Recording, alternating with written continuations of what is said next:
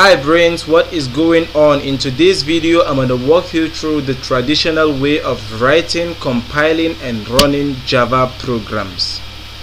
In the sixth video of this playlist, we've seen a written example of a simple Java program named Hello.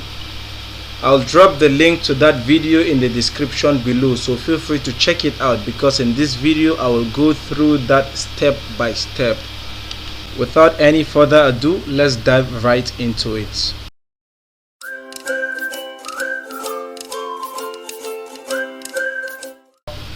So quickly, before we get our hands dirty with code, let's go ahead and create the folder or a directory where we would be saving our Java program here in desktop. I'll do that using the command prompt. I am pretty sure if you've been following this playlist, you must have been familiar with what a command prompt is. It is always cool to learn something new, so in this video I'm going to use the shortcut key to open the command prompt. So on Windows computer, go ahead and press the window key plus R and you have this run dialog. Go ahead and type CMD like this and hit enter. This is the command prompt, as I believe you all know. So before we write anything, let's drag it to the left a little bit. So currently we are not in the desktop directory. Let's go ahead and navigate to the desktop directory by simply using the command cd, which means change directory, and the destination, which is desktop, and hit enter. Alright, if you look at this part, you can see clearly that we are in the desktop. Having navigated to the desktop, let's go ahead and make a new directory and call it tutorial, and that is where we would be saving our Java program. We simply make directory by using the command mkdir, which stands for make directory. Give it a space and type the name of the new directory, which is tutorials. You can name it whatever you want. I would go with tutorials and hit enter. So we can see here in the desktop a folder is created named tutorials. So let's go ahead and navigate to that folder. Similarly as we did when navigating to the desktop, cd, which stands for change directory, and the name of the folder tutorials, and hit enter. Yes, we are inside our folder. Now let's minimize this terminal. If you could remember, in the last video we've seen how to install Notepad++. If you don't have it installed in your machine, I'll drop the link to the video so you can get it installed. So let me go ahead and double click on it to get it opened. So let's quickly go ahead and type our simple code snippet, just as it was typed in the sixth video I talked about earlier. Public class name hello, and we have a curly bracket to open and close the class. This is the corresponding opening and this is the corresponding closing. Let's give it a space, which we call indentation, and have a public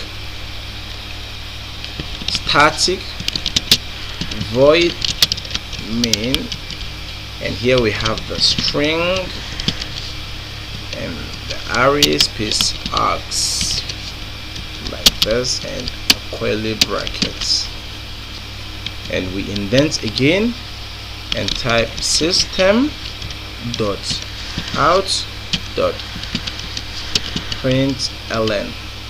Let's open a bracket, a quotation mark, and let's type hello world with 3 exclamation marks. The corresponding closing for the quotation mark and the corresponding closing for the parenthesis and the terminating semicolon. As simple as it looks, this is the example we've seen in the sixth video of this playlist, and I explained that these publics are access modifiers, and this class specifies the class name followed by the actual name of the class, which is hello in our case. This is a container that defines the class. This is the opening, and here comes the corresponding closing, and we have the main method without which we cannot execute our programs. It also starts with the keyword public, static, void, and the actual name, which is main. And I said we will cover this bracket in the future. So this is the opening curly bracket for the main method, and here is the corresponding closing. And inside of the main method we have a simple statement, which is system.out.println. This statement does nothing other than allowing us to print a text to the screen. And here we specify the text in parentheses surrounded with quotation marks, which is hello world. And finally, here is the terminating semicolon, without which we would have a compilation error. So always make sure you terminate your statements with a semicolon. Let's go ahead and save this simple program. So click on Files, click on Save As. Let's navigate to the tutorial folder we created, because that is where I want this program saved. So click on Desktop and look for Tutorial. In my case here it is double click to get it opened. So let's give this program a name. Note that you can't give this program any name but the name of the class. Our class name is hello, therefore this program must be saved as hello too. So let's go ahead and type hello.java. The .java here specifies the extension of the file. So we can clearly see here it says the type of this file is a Java file. So it is very necessary to add this .java to the name of our Java program before we save it. So let's go ahead and click on Save, and now we have it, hello.java. You can see the name of the file is hello and the name of our class is hello. So now let's minimize this. Now we can see it clearly that inside our tutorials folder we have something. Let's go ahead and double click on the folder.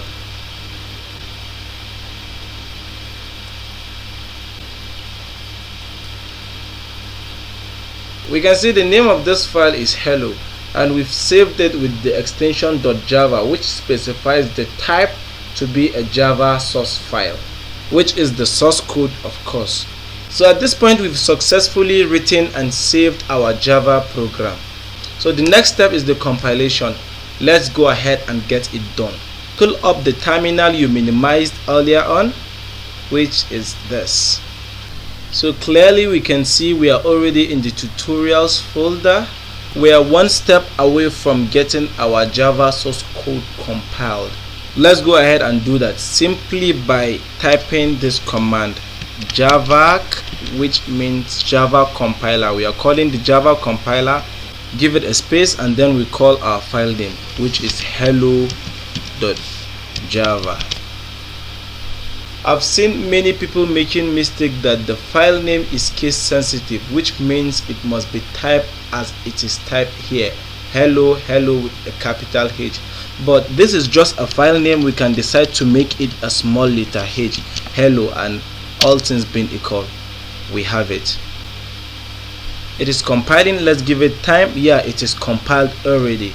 And now if we look at our tutorial folder, not only do we have the source code but a .class file, which is the bytecode, meaning we've successfully compiled our Java source code, and it has in turn produced a .class file, which is the bytecode.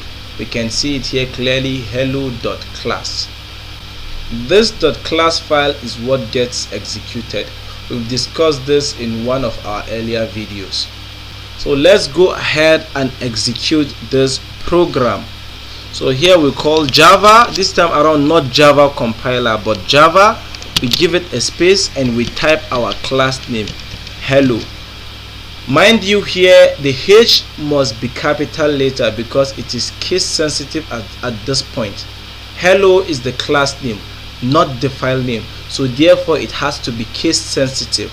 Let's go ahead and hit enter. Now we have it executed. Earlier on I told you the program prints hello world to the screen, and here it is. Let's go back to our Notepad and compare. We can see this program is just saying print hello world to the screen, and here we can see it printed hello world in the terminal. So to give you an in-depth understanding of this, let me go ahead and delete this class file, which is the bytecode. So delete, and yes, successfully deleted.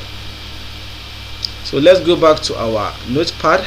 Now let's remove just this terminating semicolon like this.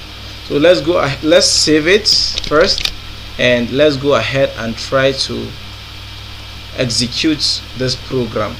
Now before we execute it, we don't have the class file because it is deleted. We have to recompile this program. So we simply compile it by typing java hello.java as done earlier on, and let's hit enter. So we can see here we have one error in this hello.java file, and that error says a semicolon is expected, and here we don't have it at line 3, and here it is even more explicit. This is exactly what we have in our line 3, and it's telling us that we have to insert a semicolon here to get it working. So let's go ahead in line 3 and put back our semicolon, and let's save it. So let's go back to our terminal, and let's try to run the compilation command again. Let's hit enter. Yes, and now we have it compiled. If we should navigate to our directory, we can see the .class file has been created again, which is the bytecode. So now let's go ahead pretty quick and execute this program for the second time. How do we do it? Java space hello, calling the class name, which is case sensitive, and let's hit enter. We have it, hello world. Pretty simple and straightforward. This whole stuff might not look intriguing at the moment, but trust me, as time goes on, you would find it very, very interesting. This is the end of this video. See you in the very next one.